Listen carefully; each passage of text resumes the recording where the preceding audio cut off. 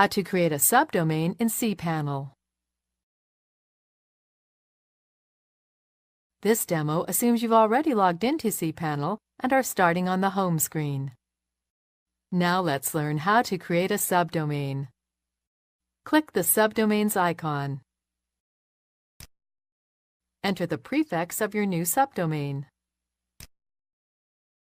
Make sure the domain name your subdomain will be associated with is selected.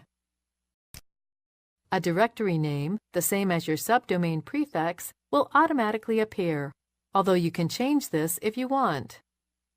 Click the Create button. That's it. A new subdomain has been created. A new folder called Clients has also been created, which is where you would upload files for this subdomain.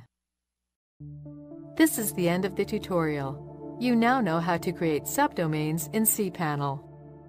Thank you for watching. If you need more help, please contact Flaminqo Help Center. Our agents will be more than happy to help. Flaminqo Hosting.